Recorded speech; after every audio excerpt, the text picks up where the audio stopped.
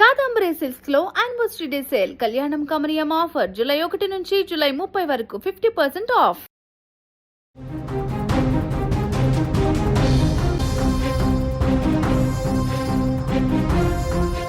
ఉమ్మడి కృష్ణా జిల్లాలో ఘోర రోడ్డు ప్రమాదం చోటు చేసుకుంది. గన్నవరం సమీపంలోని బీబీగూడెం వద్ద కొత్త జాతీయ రహదారిపై ఒకేసారి పలు వాహనాలు ఢీకొన్న ఘటనలో ముగ్గురు అక్కడికక్కడే దుర్మరణం చెందగా మరొకరు తీవ్రంగా గాయపడ్డారు. ఈ దురదృష్టకర సంఘటన 3 కుటుంబాల్లో తీరని విషాదాన్ని నింపింది.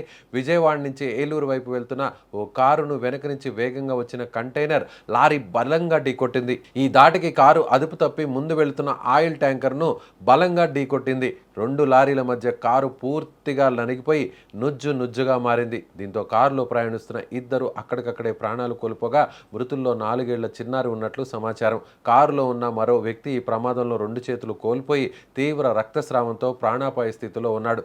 అదే సమయంలో రోడ్డుపై వేగంగా వచ్చిన ఓ స్కూటరిస్టు కూడా ప్రమాదానికి గురై అక్కడికక్కడే మృతి చెందాడు. అదుపు తప్పిన ఆయిల్ ట్యాంకర్ లారీ స్కూటరిస్టును ఢీకొట్టింది. దాంతో అతడు అక్కడికక్కడే మరణించాడు. సమాచారం అందుకున్న గన్నవరం పోలీసులు వెంటనే ఘటనా స్థలానికి చేరుకున్నారు. ప్రమాదం కారణంగా జాతీయ రహదారిపై భారీగా ట్రాఫిక్ నిలిచిపోయింది. పోలీసులు క్రేన్ల సహాయంతో ప్రమాదానికి గురైన వాహనాలను తొలగించి రాకపోకలను పునరుద్ధరించారు. మృతదేహాలను క్షతగాత్రుడిని గన్నవరం ప్రభుత్వ హాస్పిటల్కు తరలించారు. లారీ అతి వేగమే ప్రమాదానికి ప్రధాన కారణమని పోలీసులు ప్రాథమికంగా భావిస్తున్నారు. ఈ ఘటనపై కేసు నమోదు చేసి దర్యాప్తు చేపట్టారు పోలీసులు. ప్రస్తుతం మీరు స్క్రీన్ మీద విజువల్స్ చూడొచ్చు. లారీ పూర్తిగా డ్యామేజ్ అయినటువంటి పరిస్థితి కనిపిస్తుంది. ఆ పక్కనే క్రేన్ల సహాయంతో ఎక్కడ సంబంధించినటువంటి యాక్సిడెంట్ గురై పూర్తిగా 2 లారీల మధ్య చిక్కుకుపోయినటువంటి కారు, అలాగే స్కూటర్ కూడా స్క్రీన్ మీద మనకు కనిపిస్తున్నటువంటి దృశ్యాలు కనిపిస్తున్నాయి. అంటే కారు పూర్తిగా డ్యామేజ్ అయిపోయింది, అంటే నుజ్జయింది. అదేవిధంగా లారీ వెనక వైపు నుంచి వస్తున్నటువంటి ఆ కంటైనర్ నేరుగా ముందు వెళ్తున్నటువంటి ఆ కారును ఢీకొట్టడంతో అదేవిధంగా ఆ కారు ముందున్నటువంటి ఇంకొక ఆయిల్ ట్యాంకర్ను ఢీకొట్టడంతో 2 లారీల మధ్య 2 పెద్ద వాహనాల మధ్య ఆ మధ్యలో ఉన్నటువంటి ఇన్నోవా కారు పూర్తిగా ఇరుక్కుపోయి నుజ్జుగా మారినటువంటి పరిస్థితి కనిపిస్తుంది. మరోవైపు ఆయిల్ ట్యాంకర్ కూడా ముందు వెళుతున్నటువంటి స్కూటరిస్టును ఢీకొట్టడం, స్కూటర్ కూడా పూర్తిగా డ్యామేజ్ అయినటువంటి పరిస్థితి.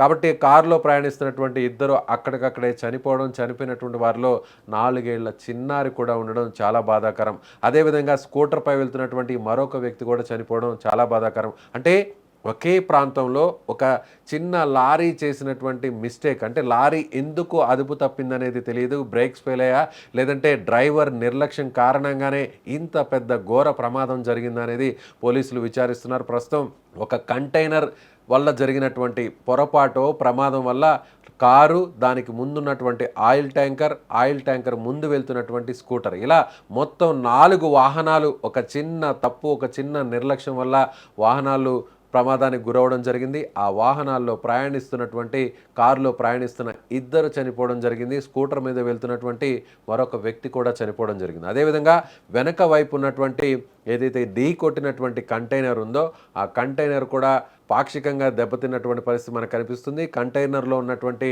డ్రైవర్కు, క్లీనర్కు కూడా స్వల్ప గాయాలైనట్టుగా మనకి ఆ ప్రమాదాన్ని చూస్తే మనకి చాలా స్పష్టంగా అర్థమవుతుంది. ఏదేమైనా జాతీయ రహదారిపై వెళ్తున్నటువంటి వాహనాలు ఒక్కొక్కసారి డ్రైవర్ల నిర్లక్ష్యం, అలాగే వెహికల్స్ కండిషన్స్లో లేకపోవడం వల్ల ఇంత పెద్ద ఘోర ప్రమాదాలు జరిగి ఆ కారులో ప్రయాణిస్తున్నటువంటి కుటుంబాల్లో రోడ్డుని మీద పడేసేటువంటి పరిస్థితి చాలా మనకు జరుగుతుంటాయి. కాబట్టి మీరు అతి వేగంతో వెళ్ళేటువంటి వారు ఒక్క సెకండ్ ఆలోచించండి.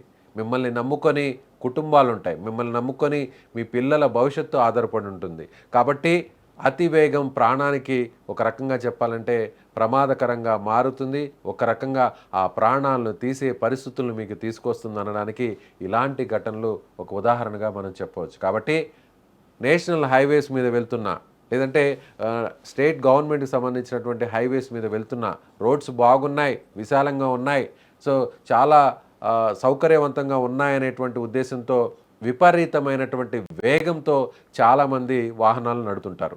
మనం ఎంత జాగ్రత్తగా వెళ్ళినా కూడా ఒక్కొక్కసారి మనకు సంబంధం లేకుండా మన ముందు వెళ్తున్నటువంటి వాహనానికి సంబంధించినటువంటి డ్రైవర్ నిర్లక్ష్యమో, లేదంటే ఈ ప్రమాదంలో జరిగినటువంటి మన వెనుక వైపు వస్తున్నటువంటి కంటైనర్ లాంటి డ్రైవర్ నిర్లక్ష్యమో ఈరోజు ఈ ప్రాణాలను బలిగొనడానికి కారణంగా మారింది.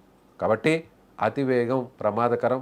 అత్యంత జాగ్రత్తగా వాహనాల్ని నడపాల్సినటువంటి అవసరం ఉంది.